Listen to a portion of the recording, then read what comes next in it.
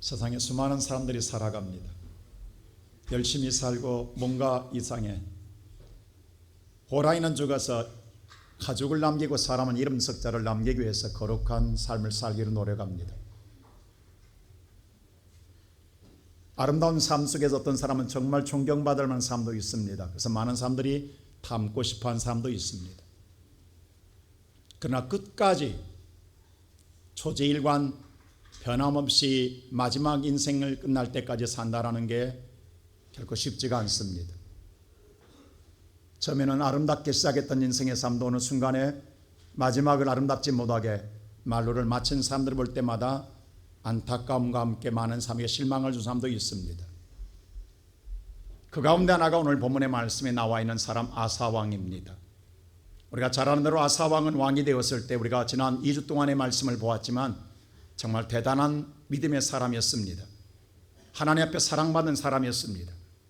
그는 누구보다도 하나님의 앞에 선을 행하였고 의로운 삶을 살았고 하나님이 싫어하는 모든 우상을 다 회파했고 그리고 무너진 재단을 수축하고 예배의 개혁을 일으켰고 마지막에 하나님을 전심전력으로 찾음으로 말미암아 하나님을 통해 인생의 삶을 평안을 누렸던 삶이 바로 아사 왕이었습니다. 우리가 지난주의 말씀 속에서 보았을 때 아사 왕의 인생의 형통한 삶은 그 비결은 어디에 있었느냐? 다시 한번 우리가 되돌아보면 15장 15절 말씀 다시 한번 보겠습니다. 우리 다 같이 한번 읽어볼까요? 15장 15절 말씀 다 같이 시작. 온 유다가 이 맹세를 기뻐한지라 우리가 마음을 다하여 맹세하고 뜻을 다하여 여호와를 찾았으므로 여호와께도 그들을 만나 주시고 그들의 사방에 평안을 주셨더라. 그가 여호와를 찾았으므로 말미암아 여호와께서 만나 주시고 온 사방에 뭘 주셨더라? 평안을 주셨더라라고 했습니다. 분명히 하나님께서 평안을 주었다라는 겁니다. 그가 이와 같은 인생의 복된 인생을 살 수 있었던 것은 하나님을 찾았기 때문이고 하나님이 만나 주었기 때문이고 하나님의 평안을 주었기 때문입니다.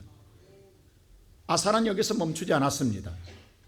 그래서 오늘 아사의 신앙은 계속해서 오늘 그는 하나님의 아름다운 일을 행하는 데에 바로 18절 말씀 다시 한번 보겠습니다. 시작. 그가 또 그의 아버지가 구별한 물건과 자기가 구별한 물건 곧 은과 금과 그릇들을 하나님의 전에 드렸더니 하나님께 예물을 드릴 때 그냥 되는 대로 드리는 게 아니라 하나님의 구별된 예물, 하나님 앞에 세상 것과 구별된 하나님 말씀에 따라 그런 신앙생활, 예배생활을 했다라는 것입니다. 우리는 우리의 생각만 할 때가 있어요. 내 마음만 맞으면 되는 거지. 아닙니다. 하나님 마음에 맞도록 하나님이 원하시는 대로 하나님 바라는 대로 하나님이 그 구별된 삶을 드렸다라는 겁니다. 그랬더니 어떤 일이 있느냐? 19절에 이런 말을 해요. 시작. 이때부터 자, 이 말이 중요합니다. 이때로부터 이렇게 시작할 때부터 하나님이 뭐예요? 다시는 전쟁이 없었더라 이 말입니다. 다시 말해 죽고 사는 문제가 없었더라 이 말입니다. 전쟁이 없다라는 게 뭐 싸움만인 게 아니라 여러분 우리잖아요. 아침마다 여러분 일어날 때 여러분이 전쟁터가 되면 되겠습니까? 날마다 인생의 고달픔과 시련과 아픔과 고난으로의 삶을 시작하면 되겠습니까? 그러한 모든 삶이 이때로부터 뭐하더라? 없더라 이 말입니다. 얼마나 복 있는 삶입니까? 이런 삶 살고 싶지 않습니까?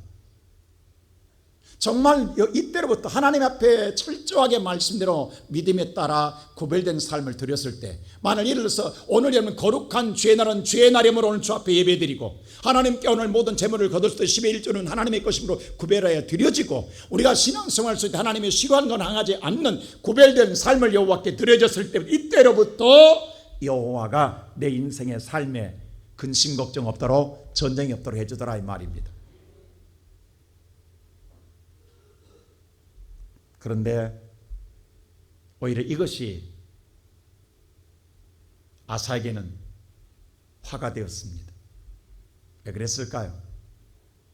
여러분 이것이 1년 동안 이렇게 편안하고 안식을 누리고 근심하고 살면 얼마나 행복합니까? 그런데 문제는 그렇게 35년이 흘렀다라는 거예요. 이런 과정 속에 신앙의 나태함에 빠졌어요. 35년 동안 인생이 편안해 보세요. 35년 동안 근심 걱정이 없어 보세요. 35년 동안 날마다 마음속에 조금도 괴로움이 없어 보세요. 어떨 것 같아요? 정말 여러분들이 하나님 잘 믿을 것 같아요? 아닙니다.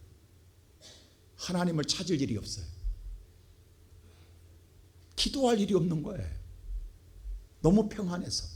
너무 잘 되어서 부족함이 없어서 하나님과 서서히 하루아침이 아니라 오랜 35년 세월 동안에 하나님과 멀어져 가기 시작하는 거예요. 신앙의 나태함. 근데 하나님 잃어버린 건 아니었어요. 주일날 하나님께 나와 예배는 드려요. 그러나 내 인생의 삶에 그것이 전부의 끝이에요. 더 이상의 내가 아무것도 뭐냐면 내가 하나님 앞에 열심히 할 것도 없고 헌신할 수도 없고 내가 기도할 것도 없고 아무것도 할 일이 없어요. 왜? 다 잘 되거든요. 이게 오히려 아사도 이런 일이 온 거예요. 신앙의 나태함에 빠졌어요. 그래서 오랜 시간이 흐르다니까 어떻게 되느냐. 첫째로 하나님을 찾는 걸 잃어버렸습니다. 이제 그게 길어지다 보니까 하나님 찾는 것마저도 잊어버렸어요. 우리가 잘 아는 이스라엘 나라가 솔로몬의 잘못함으로 말하면 그 후대에 가서 나라가 우리나라처럼 남북으로 나눠집니다. 북쪽은 이스라엘이라는 이름으로, 남쪽은 유다라는 나라로, 북쪽은 우리나라처럼 북한, 남쪽은 남한 이렇게 한 것처럼 북쪽은 이스라엘, 남쪽은 유다라는 이름으로 두 나라로 나눠졌어요. 그때 북쪽은 아바사라는 왕을 다스리고 있고 남쪽은 바로 아사가 왕이 다스렸어요. 우리나라는 북쪽은 김일성, 남쪽은 이승만 대통령이 남쪽을 다스렸던 것처럼 북쪽은 이스라엘 나라는 아마사가, 오늘 남쪽은 유다의 오늘 아사 왕이 두 나라를 다스리게 됐습니다. 그런데 같은 한민족이면서도 나라가 두 개로 쪼개졌을 때에 보이지 않는 세력 다툼이 있었단 말입니다. 언젠가는 서로가 서로를 이기겠다는 그런 야몽을 갖고 있었단 말입니다.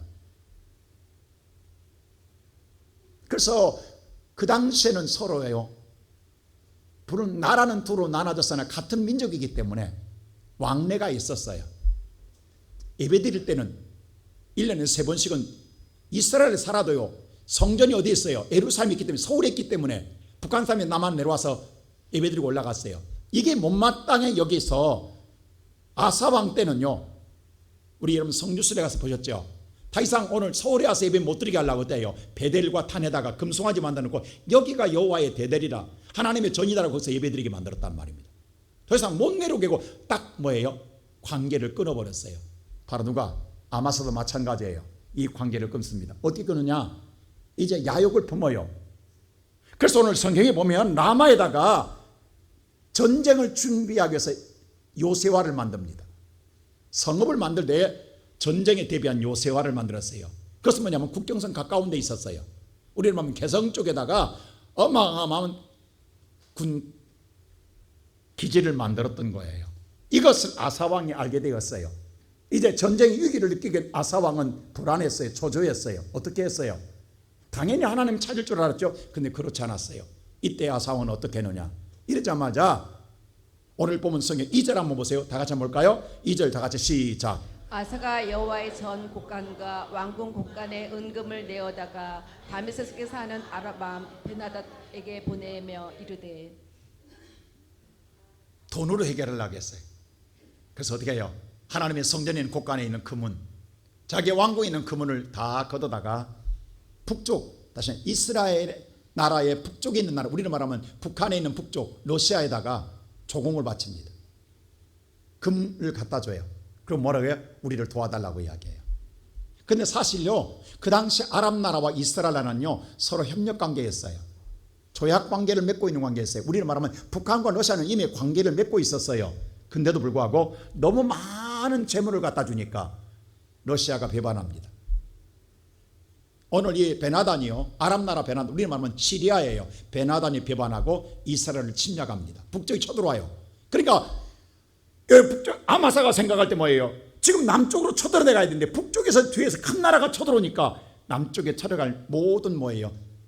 계획을 포기합니다. 그리고 남아의 성전, 이 요새하는 모든 것을 다 중지하고 전쟁할 것을 포기합니다. 그때 아사왕 무슨 생각했겠어요? 야, 내 작전이 뭐했다? 성공했다. 내 애교술이, 내 처세술이 성공했다. 세상 돈이면 되는구나. 사람의 힘이면 막아낼 수 있겠나. 이 생각 안 하겠습니까? 그렇게 오늘 아사의 마음이 갖게 됩니다. 여러분 어떻게 생각하세요? 성공했잖아요. 계획대로 되었잖아요. 전쟁이 멈췄고 오늘 아사왕이 원하는 대로 다 모두 이루어졌단 말입니다. 모두 기뻐하고 뭐 즐거워야 되잖아요. 근데 이때에 우리가 볼 때는 세상적으로 볼 때는 성공한 거예요. 잘된 거예요. 정말로 꿈이 이루어진 거예요. 근데 하나님은 이때에 하나냐라는 선견자를 보냅니다. 아사한테. 그럼 뭐라고 한 줄 아세요? 7절에 이렇게 말합니다. 자, 아사왕한테 와서 하나님 뭐라고 말하는 거 보세요. 다 같이 시작. 그때 선견자 하나니가 유다 왕 아사에게 나와서 그에게 이르되 왕이 아람 왕을 의지하고. 자, 왕이 왜 아람 나라 사람을 왕을 의지했습니까? 그다음 시작. 왕의 하나님 여호와를 의지하지 아니하였으므로. 왜 하나님을 의지하지 않았습니까? 그러면서 다시 시작. 아람 왕의 군대가 왕의 손에서 벗어났나이다. 지금은 당장 이긴 것 같지만 하나님의 계획은 저 러시아까지 왕의 손에 붙였습니다.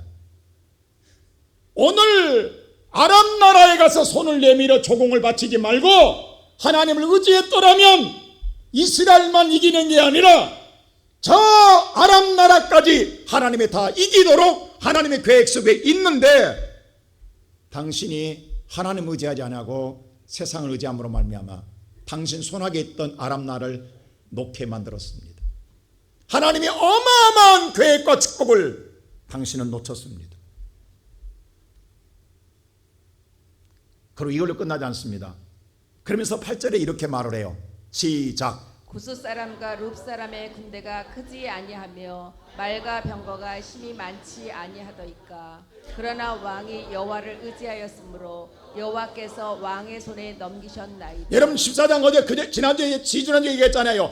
구스 사람의 100만 명의 군사를 거느리고 300오를 병거를 가지고 쳐들어왔을 때에 그 어마어마한 수는 저 이스라엘보다 더 크지 않습니까? 더 크지 않습니까? 그런데 그때 당신은 뭐였습니까? 그때 하나님을 찾았지 않습니까? 그때 당신이 능력과 당신의 힘으로 이긴 게 아니라 하나님을 찾음으로 하나님이 이기게 함으로 말미암아 당신이 승리하지 않았습니까? 그런데 왜 그랬습니까? 그때 그 좋은 믿음, 그때 그 좋은 신앙, 그때 그 좋은 아름다운 기도는 어디 갔습니까? 라고 묻는 거예요.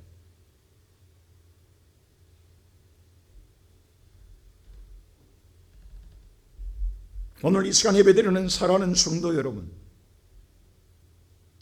우리의 삶이 하나님의 은혜로 너무 평안해지니까, 잘 되어지니까, 내 인생의 삶의 수중에 돈이 들어오고 내 근심 걱정이 사라지고 뭔가 삶의 여유가 생겨지고 내가 먹고 살만하니까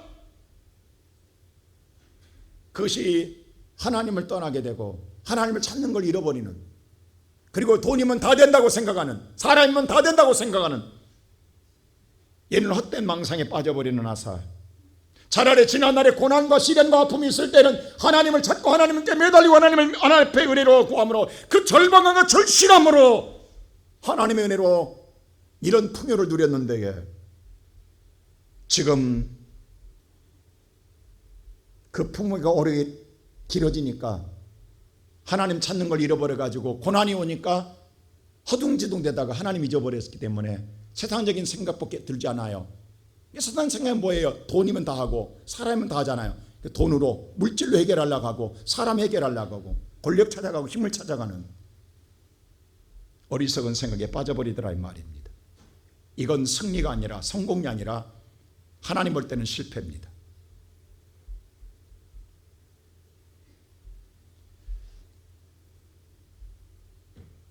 사실 아사는 지금 마음속에 무슨 생각하냐면 하나님 의지 안 하도 하나님 안 찾아도 내 생각대로 됐단 말입니다. 내 계획대로 됐단 말입니다. 내 생각과 계획이 먹혀 들어갔고 그것이 실현되었고 그리고 지금 내가 그 일을 이루었단 말입니다. 이때 무슨 생각하겠어요? 얼마나 오늘 그 승리의 도취감에 빠져 있겠냐고요. 봐라, 이제는 하나님 없어도 산다. 내 힘으로 내 능력으로 살아갈 수 있다. 이런 생각 안 하겠습니까? 어쩌면 아사는 그런 마음으로 갖고 있는지 몰라요. 지난날에 기도했던 아사의 모습은 찾아볼 수 없습니다. 지난날에 하나님을 찾고 믿음으로 살았던 아사의 모습은 찾아볼 수가 없다는 사실입니다. 그는 오직 자신의 성공과 자신의 잘된 모습만 가지고 그것으로 잘했다, 그것으로 다했다라고 생각할지 모르겠습니다. 그런데 하나님께서 이야기해요. 오늘 9절 말씀 볼까요? 이렇게 말합니다. 다 같이 볼까요? 시작. 여호와의 눈은 온 땅을 두루 감찰하사. 자, 여호와의 눈은 모든 걸 보고 있다. 누구나 다 여러분 잘 아세요. 하나님은 오늘 또 보고 계십니다. 그래서 하나님 뭐냐? 그 다음 보세요. 시작. 전심으로 자기에게 향하는 자들을 위하여 능력을 베푸시니 하나님은 이렇게 찾고 있다가 보고 있다가 정말 하나님을 전심으로 찾는 자에게 하나님은 능력을 주시느니라. 그 다음 보세요. 시작. 이 일은 왕이 망령되이 행하였은즉 이후부터는 왕에게 전쟁이 있으리이다. 그런데 왜 어찌하여 왕은 이 일에 망령이라는 이 뜻은 뭐냐면 바보 같은 짓이라는 뜻이에요. 잘못됐다는 뜻이에요. 당신이 왜 바보 같은 짓을 했습니까? 왜 잘못된 어리석은 짓을 했습니까? 이것 때문에 당신은 이제부터, 자, 아까 말씀했죠? 15장에서는 뭐라 했어요? 구별되게 하나님께 드렸을 때부터는 이때로부터 하나님의 전쟁이 없었고, 이제 아람 나라 사람을 의지함으로 이후로부터는 당신의 인생에 뭐만 있으리라? 전쟁만 있으리라. 꼭 나라끼리 전쟁이 아니라 날마다 여러분의 가정에 치고받고 싸우는, 날마다 아침마다 새벽마다 온종일 싸움 전쟁터가 일어난 일들이 일어날 거라는 거예요. 이후로부터. 이게 사는 거냐고. 지옥이지. 이것 한번 잘못함으로 말미암아 망령되게 바보 같은 짓 함으로 말미암아 하나님이 이렇게 오늘 하나님을 통해서 말하고 있는 거예요. 우리 속담에 그런 말이 있어요. 뭐로 가도 서울만 가면 된다. 수단 방법 가리지 않냐고 목적만 달성하면 된다. 아닙니다. 오늘 여러분과 내가 자리에 위치가 오늘 성공하고 출세 자리에 있다고 해도 아닙니다.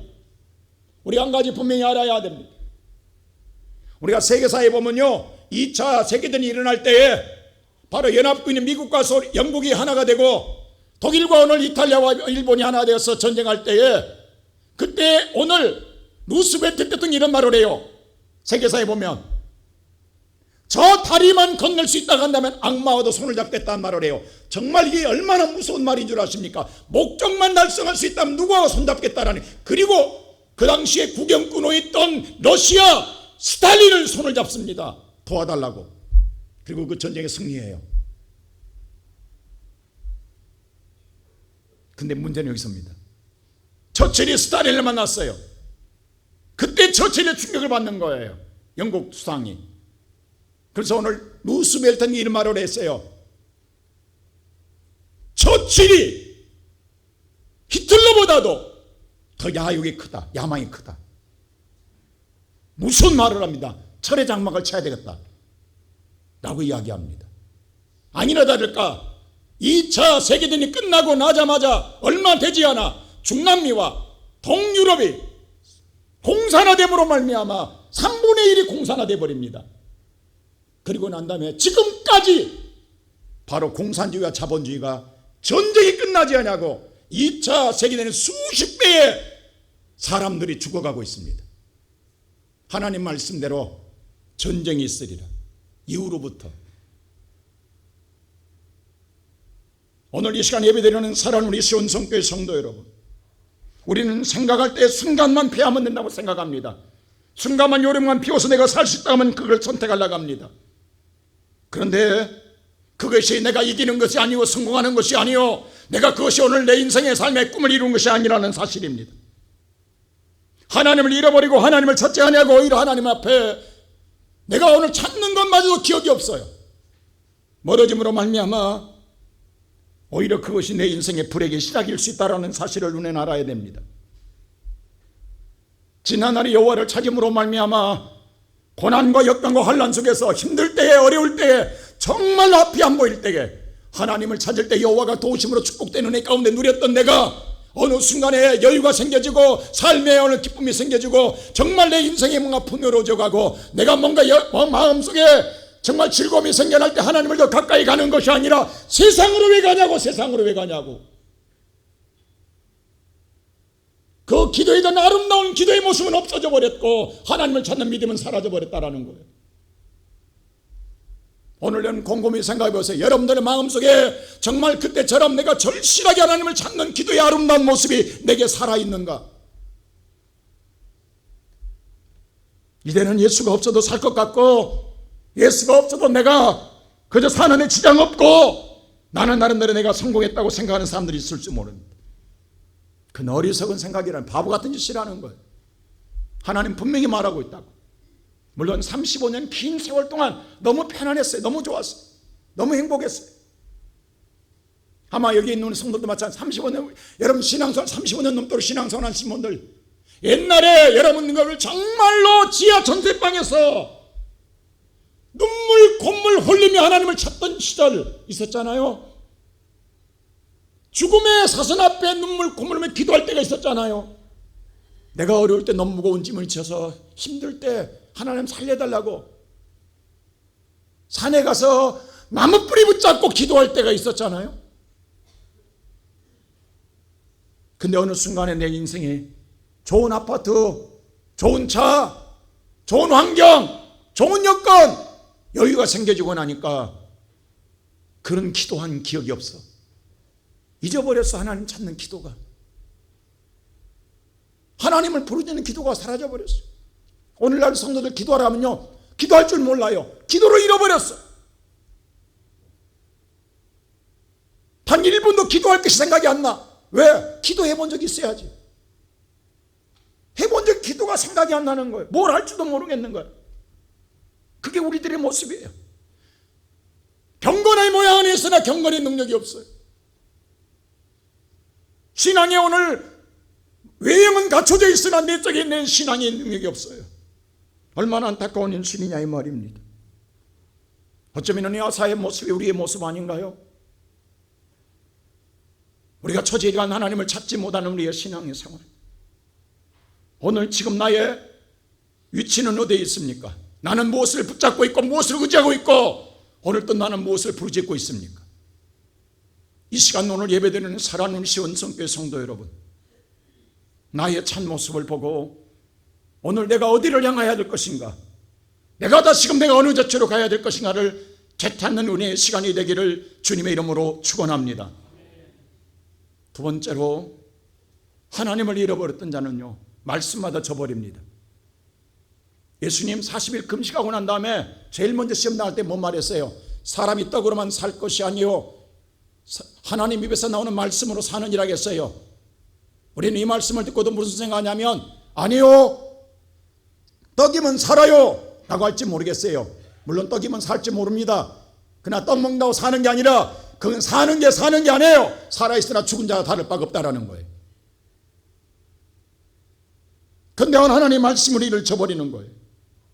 오늘 분명히 그랬어요. 하나님께서 오늘 하나님을 보냈어요. 아사에게 살리려고, 그 영혼을 돌이키게 하려고. 가서 하나님께서 아사에게 오늘 이야기하는 거예요. 무슨 이야기했냐? 9절 다시 한번 볼까요? 이렇게 말합니다. 다시 한번 시작. 여호와의 눈은 온 땅을 두루 감찰하사 전심으로 자기에게 향하는 자들을 위하여 능력을 베푸시나니 이 일은 왕의 망령되이 행하였은즉 이후부터는 왕에게 전쟁이 있으리이다 하매. 지금 왕이 계획대로 다 됐다고 성공했다 생각하지 마세요. 왕이야 지금 자기가 성공했다고, 자기가 잘 됐다고 생각하지 말라는 게, 왕이 지금 바보지 됐습니다. 망령되었습니다 라고 오늘 하나님께서 하나님을 통해서 지적하고 있는 거예요. 말해주고 있는 거예요. 여러분 이 말을 들을 때 어떤 생각이 들으세요? 기분 나빠요? 기분 좋아요? 지금 내가 참 잘 돼 있는데 너 잘못된 거야, 바보짓한 거야 하면 여러분 기분 좋겠어요? 그게 거북스럽고 그게 기분 나쁘고 그게 뭐예요? 마음 상하단 말입니다. 아마 이렇게 하면 여러분 그렇게 해요. 내가 교회 왔을 때 그런 소리 들어 교회 왔냐고 하고 오늘 화낼 거예요. 똑같아요. 아사 보세요. 이 말 듣자마자 어떻게 하는가? 10절 보세요. 이렇게 합니다. 시작.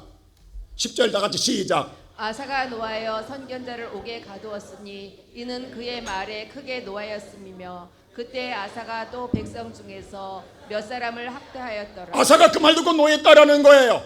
그리고 아예 옥에 쳐넣어버려 선견자를 가둬버렸어요. 그 이유는 뭐냐? 그가 그의 말, 그 말 듣기 싫어서, 망령됐다라는 그 말이 듣기 싫어서 분노했다라는 거예요. 기분 나쁘다라는 거예요. 하나님마저 이건요, 하나님을 가둬버린 거나 마찬가지예요. 그게 살리는 소리로 못 듣는 거예요. 은혜로운 소리로 안 들리는 거예요. 거추장스럽고 오히려 내 마음에 거스리는 소리가 들려지는 거예요. 이건 성경에 누누이 나옵니다. 여러분이 스데반이 성령에 충만해서 그 당시에 신앙의 종교인들을 모아놓고 그 당시에 대대한 대제사장들을 모아놓고 설교합니다. 여러분 생각해 보세요. 대제사장 앞에서 집사가 설교하면 설교 듣겠냐고. 근데 성경에 보니까 그들이 가슴이 찔렸다고 그랬어요. 그 설교가 찔렸어요. 찔렸으면 회개하고 돌이켜야 될 거 아니에요. 근데 찔리자 회개는커녕 이를 갈더라. 성경에 그랬어요. 사도행전 7장에 이를 갈더라. 그리고 마지막에 돌을 들어 쳐 죽이더라. 스데반을 죽여버립니다. 이게 타락한 인간의 모습입니다. 하나님의 말씀을 주니까 회개하는 게 아니라 이를 갈고 쳐 죽이더라는 거예요. 오늘 이 시간 살아가는 성도 여러분, 여러분의 마음속에 하나님의 말씀이 어떻게 들리십니까? 내가 지금 잘 되고 있단 말입니다. 내가 잘 나가고 있단 말입니다. 근데 잘못됐다고 이야기해요. 그럼 그 소리가 기분 좋겠냐고. 박수는 못 줄지 망정, 칭찬은 못할 망정, 잘못됐다면 누가 그걸 좋아하겠냐고. 그럴 때 우리는 그런 생각해요. 나 먹고 살만하다고. 이제는 하나님의 소리가 안 들어도 산다고. 그리고 거절할 거예요. 그게 교만입니다. 성경은 교만은 패망의 선봉이요 거만하면 넘어짐의 앞잡이라고 성경은 분명히 말하고 있습니다. 본래 아사 이런 사람 아니었잖아요. 우리가 지난 2주 전 아사를 보았지만 그런 사람 아니었습니다. 우리가 15장 다시 한번 돌아가 보면요, 15장에 보면 오늘 성경이 그랬어요.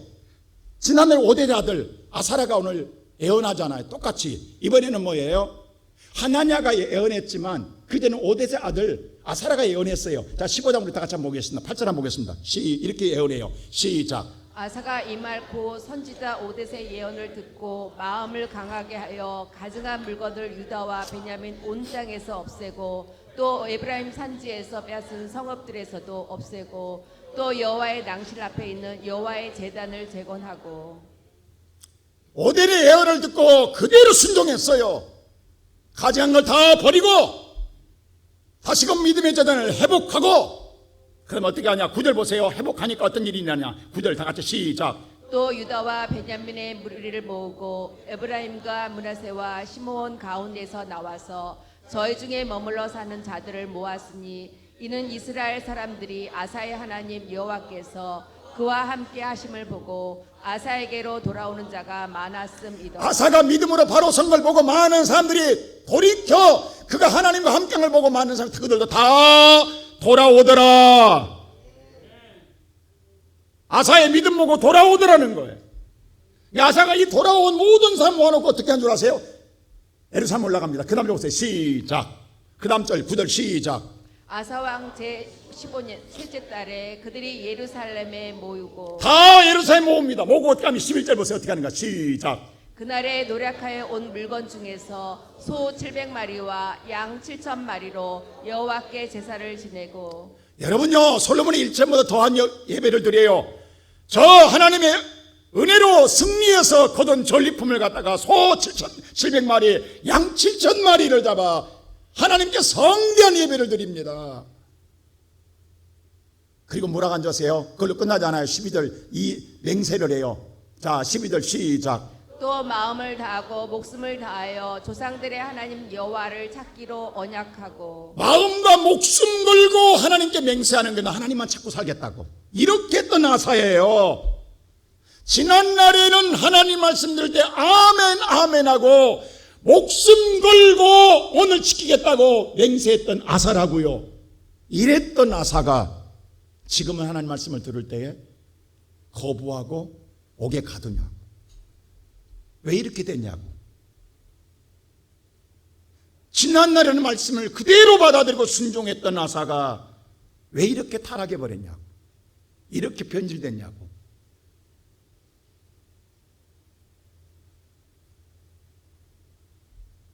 우리가 성경에 보면요, 마지막 요한계시록에 일어날 7교회가 나옵니다. 그 가운데 에베소 교회 우리 잘 알잖아요. 에베소 교회는 하나님 칭찬해요. 너희들 정말 부지런히 했다. 열심히 섬겼다. 그리고 너희들 힘들어도 어려워도 인내 잘 참고 견뎠다. 그리고 너희들 불의한 것 악한 거 잘 참고 욕이 안 넘어갔다. 하나님 좋은 거 다 칭찬해요. 근데 한 가지 책망할 게 있다. 이러면 잘하는 대로 뭐예요? 첫사랑을 잃어버렸다. 첫사랑 하나 잃어버렸다. 처음에 예수를 찾는데 그 뜨거운 첫사랑을 잃어버렸다. 근데 그 첫사랑이 여러분 막연한 사랑하니까 마음이니까 형용사니까 이게 표현이 안 되잖아요. 뭐냐고 뭘 잃었다는 거예요. 그게 안 되잖아요. 초심이 뭐냐고. 그 다음 절 보세요. 2장 5절에 이렇게 정확하게 하나님 답을 줘요. 시작. 그러므로 어디서 떨어졌는지를 생각하고 회개하여 처음 행위를 가지고. 잘 보세요. 행위 행동이라고.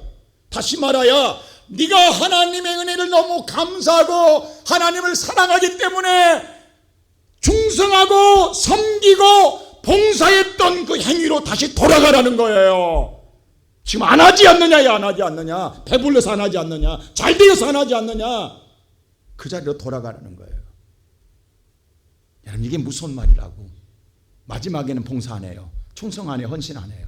먹고 살만 하니까. 이게 이렇다라는 거예요. 다 잘했는데 회개하고 그 첫사랑의 행위로 돌아가라는 거예요. 여러분이 가장 은혜 받고 가장 하나님 사랑해서 어떻게 할 방법이 없어서 몸이라도 헌신하고 싶어서 몸으로 봉사하고 헌신하고 충성했던 그 행위로 돌아가라는 거예요. 그렇지 않으면 그렇게 안 하면 내가 네 촛대를 옮기겠다는 말은요. 여러분 지금은 이제 전등이 옛날에는 촛불로 밝혔잖아요. 촛불이 있으니까 밝은 거예요. 촛불만 없어지면 어두운 거예요. 촛대가 없어지면 내 인생은 캄캄해지는 거예요. 예수는 빛이에요. 빛 대신 예수가 나와 함께하기 때문에 내 인생이 환한 줄로 믿습니다. 근데 예수가 떠나가면 내 인생은 바로 어두워지는 거예요. 여러분요, 서서히 어두워진 게 아니라니까요. 요즘은 우리 어렸을 때는요, 자주 전력량이 안 좋아서 정전될 때가 많았다고. 뭐 좀 하려면 꺼져. 초찬이라고 바빠, 초찬이라고. 요즘은 한 번도 정전된 적이 없어.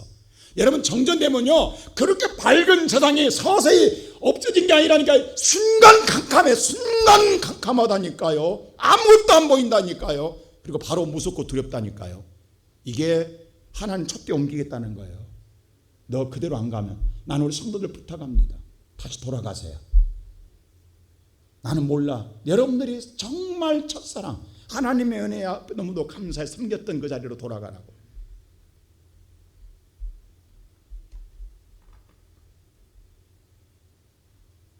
제가 옛날에 한번 이야기하잖아요.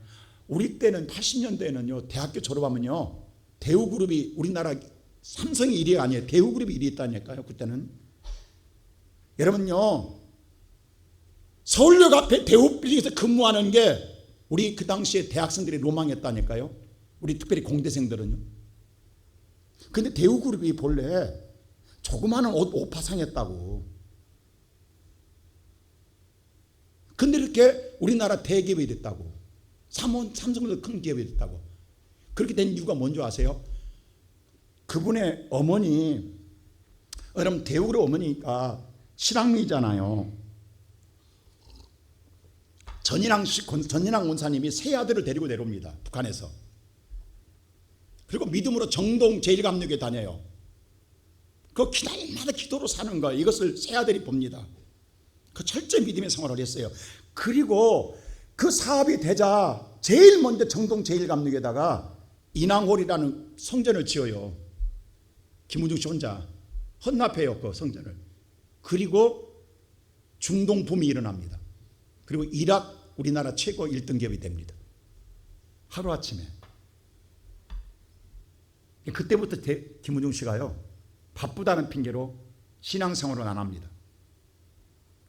차일피일 미룹니다. 등한히 합니다. 여러분 하나님이 이럴 때요, 우리를 사랑하기 때문에 돌이키게 하는 방법이 여러 가지 있습니다. 첫째로 말씀으로 먼저 지적해요. 말씀으로 깨닫겠는데 말씀이 안 깨닫으면요, 환경으로 칩니다. 환경으로 반드시 하나님 왜 사랑 절대 버리지 않아요. 환경으로 쳐요. 김은주 씨 똑같이 했어요. 말씀으로 때려도 안 들어요. 왜? 너무 잘 나가니까 사업이 잘 되니까. 하나님은 환경으로 칩니다. 그 아들 가운데 가장 유능한 아들이 있어요. 머리가 좋은 아들. MIT 공대를 나와 MIT 석사학위를 공부하고 있던 보스턴에서 다니던 이 아들이 1990년 11월 24일 21일 날 학교 가다가 차를 몰고 가다가 화물차가 달려들어서 피하다가 전복돼서 그 자리에 죽습니다. 이때 김우중 씨가 엄청난 충격을 받습니다. 그리고 24일 날 정동 제일감리교에서 그 아들의 장례식을 치를 때 이런 말을 해요. 나는 하나님 앞에 심히 연약한 자입니다. 이 고백을 합니다. 강한 자인 줄 알았거든요. 아들이 죽고 나니까 하늘이 무너졌거든요. 아들 장례식 때 이런 말을 한다고요. 근데 그때 그러고도 안 돌아와요. 돌아올 듯 했는데 안 돌아와요. 그래서 9년 만에 1999년 우리나라 IMF 왔잖아요. 그때 대우그룹은요 공중분해돼 버립니다. 여러분요 역사 이래에 기업이 자기가 세운 기업이 자기 때 망한 적이 없습니다. 우리 속담에 그런 말 있죠. 부자가 망해도 몇 대까지 먹고 산다? 3대는 먹고 살아. 3대는. 근데 자기 때에 산산이 대우그룹은 없어져 버립니다. 분해돼 버립니다. 그럼 돌아와야 되는 빈손 들고 안 돌아와요. 하나님이 다 쳤어요. 가정도 자녀도 다 쳤어요. 정 욥처럼 다 쳤어요. 그럼 돌아와야 되나요? 안 돌아와요. 그러다가 쓸쓸히 딱 10년 만에 2009년 그 형이 하는 아산대학교에서 아주대학교에서 아주병원에서 쓸쓸히 죽습니다.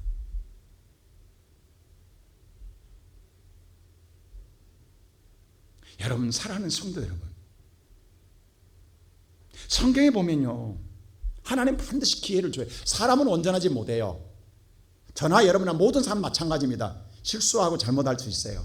근데 중요한 건 돌이킴이에요. 돌아서는 거예요. 깨달음이에요. 여러분요 성경에 보면요 가장 악한 자가 누군지 아세요? 다윗이에요. 다윗만큼 죄를 많이 지은 자가 없다니까요. 다윗은 세상 죄는 다 저질렀어요. 근데 예수님 하나님 뭐라 하냐면 내 마음에 합한 자래. 뭐가 합하냐고. 근데 다윗이 범죄했을 때요 하나님 똑같이 오늘 하나님을 보낸 것처럼 나단 선자를 보내요. 그랬더니 다윗이 그 말을 하나님 말씀 듣고요 신상의 적도로 회개합니다. 이게 마음이 등단하는 거예요. 하나님은 다른 게 아니에요. 여러분 자식을 캐봐서 알잖아요. 자식이 잘해서 사랑한 게 아니라 정말 잘못해요. 근데 자식이 눈물로 잘못을 뉘우칠 때에 부모는 아무것도 기억나지 않는다고. 사랑하는 자제밖에 기억이 안 난다고. 그게 사랑의 힘입니다. 베드로 보세요. 예수를 모른다고 면전에서 부인하잖아요. 이런 뻔뻔한 자가 어디 있냐고. 수제라고 말은 하지 말지. 근데 베드로 닭이 울 때에 주께서 말씀하신 말씀이 생각나. 말씀이 생각나. 통곡하고 울고 돌아갑니다. 여러분과 내가 오늘 지금은 거북스럽더라도 하나님 여러분을 깨닫게 해서 말씀이 여러분 마음속에 기억날 때에 그 말씀을 붙잡고 돌아서는 자가 살 길을 열게 될 줄로 믿습니다. 오늘 여호와는 아사에게 돌이키게 하기 위해서 말씀을 주어요. 근데 끝내 아사는 돌아오지 않습니다. 왜? 살만하거든요. 돈이 있거든요. 힘이 있거든요. 근데 그게 얼마나 갈 것 같습니까? 끝내 마지막에 하나님도 아사를 버립니다. 아사가 하나님 버림으로 아사도 하나님도 아사를 버려요. 자, 분명히 성경에 하나님께서 오덴의 아들에게 이렇게 말했잖아요. 애언했잖아요. 그게 15장 2절이잖아요. 우리 다시 한번 15장 2절 볼까요? 이 말을 했어요. 시작. 그가 나가서 아사를 맞아 이르되 아사와 및 유다와 베냐민의 무리들아 내 말을 들으라. 너희가 내 말을 들으라. 하나님 이야기에 하나님 내 말을 들으라. 뭐라고 해요? 그 다음 시작. 여호와와 함께하면 여호와께서 너희와 함께 하실지라. 여호와께 함께하면 여호와도 너와 함께할 것이다. 그 다음 시작. 너희가 만일 그를 찾으면 그가 너희와 만나 네가 이 하나님을 찾으면 하나님도 너를 만나줄 것이다. 그 다음 시작. 되시려니와 너희가 만일 그를 버리면 그도 너희를 버리시리라. 그가 하나님을 버리면 하나님 너를 버릴 것이다. 말씀했잖아요. 그때 아멘 했다고요. 아사가. 그리고 따랐다고요. 근데 왜 끝까지 안 돌아오냐고. 그래서 하나님 마지막 쳐요. 아사의 몸을. 어떻게 칩니까? 12절 이렇게 칩니다. 자, 12절 보세요. 시작. 아사가 왕이 된 지 39년에 그의 발이 병들어 매우 위독했으나 병이 있을 때 그가 여호와께 구하지 아니하고 의원들에게 구하였더라. 하나님이 마지막 쳐요. 그 몸을. 발이 병들어서 유독하게 되었어요. 근데 하나님이 안 찾아요. 끝내. 그리고 뭘 찾더라? 의원들을 찾아 구하더라. 여러분, 의원하니까 우리가 지금처럼 의사를 알죠? 아닙니다. 여러분, 우리 어렸을 때만 해도요, 시골 살 때 동네에서요, 아프면 병원이 어디 있어요? 약국이 어디 있어요? 한의사가 어디 있어요? 누구 불러요? 무당 불러요. 그거 구도잖아요. 그랬다니까요. 여러분, 우리나라가 한의학에 생긴 지가, 여러분, 동의보감이라는 책을 만든 허준이 1613년에 만든 책이에요. 그럼 지금 400년 전이라고. 그 이전에는 아무것도 없었다니까, 우리나라도. 그리고 그 1613년에 만든 동의보감이 온 세계를 다 우리나라 전체를 한의학을 점령할 때까지 지금 우리가 100년도 안 돼. 그럼 그 이전에는 병 났으면 어떻게 했냐고. 옛날 사람들 어떻게 했어요? 신 들인 사람 찾아갔잖아요. 그러면 지금도 3700년 전이에요. 요즘도 아프리카는요, 병들면 어떻게 해요? 주술사 찾아간다고. 이게 의사라고. 주술사가 의사예요. 아프리카는 지금도. 주술사가 주술 내어줘야 병이 나간 줄 안다고. 안 나가면 끝나고. 그럼 여기서 말하는 뭐냐면 아사가 뭐 연임처럼 의사가 아니라 누구 찾아갔다라는 거예요. 주술사 찾아간 거예요. 주술사. 이 점쟁이 저 점쟁이 찾아가도 안 되니까 막 의원들이라겠어요. 의원들, 의사들 복수를 썼다고요. 복수. 수많은 데를 찾아갔다고. 근데 안 되고 끝내 죽었다니까요. 끝끝내 하나님 안 찾았다니까요.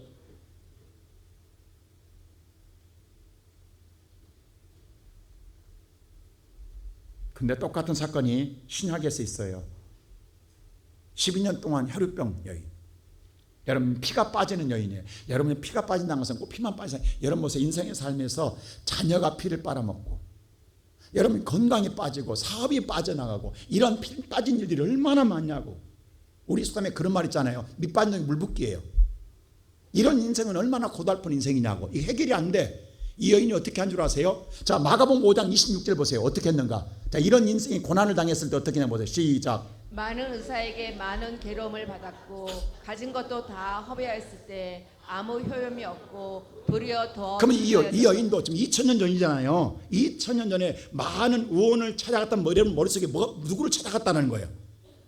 무당, 주술사 찾아갔다는 그때도.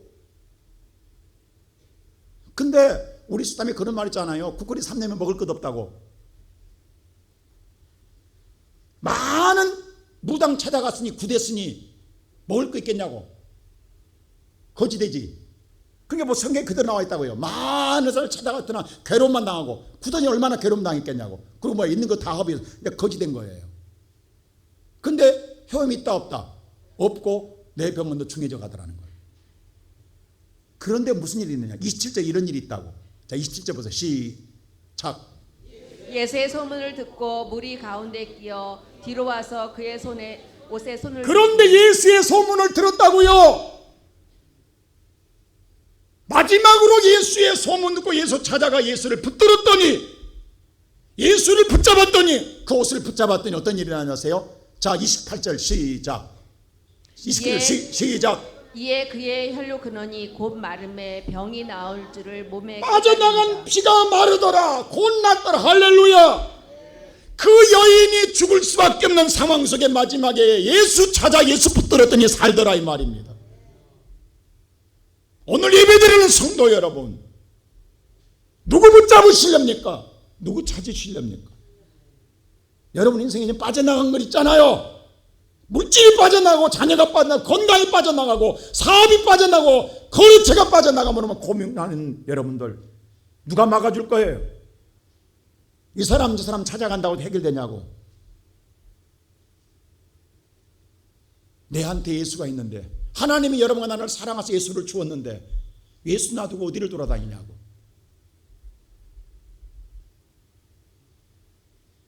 지금 우리나라에 다 이야기하잖아요. 경고등 들어와 있다고, 빨간등 들어와 있다고.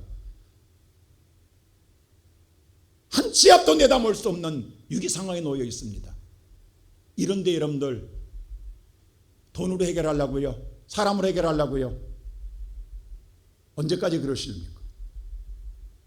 정신 차려야 됩니다. 다시 나를 구원하신 예수 의지하고 예수 찾고 예수 붙들어야 삽니다. 예수 붙잡아야 살아요. 다시 예수 이름으로 절박함과 절실함을 가지고 기도하는 것만이 내 인생에 빠져나간 모든 피를 막아줄 거예요. 그래야 살아요. 예수에는 답이 없어요. 오늘 우리 사랑하는 시온성교회 성도 여러분, 지난날에 기도하던 아름다운 모습, 지난날에 헌신하고 충성하고 봉사하던 아름다운 모습 다시 되찾고 예수 은혜로 잃었던 평안을 되찾고 삶을 얻는 복된 성도들 되시기를 주님의 이름으로 축원합니다.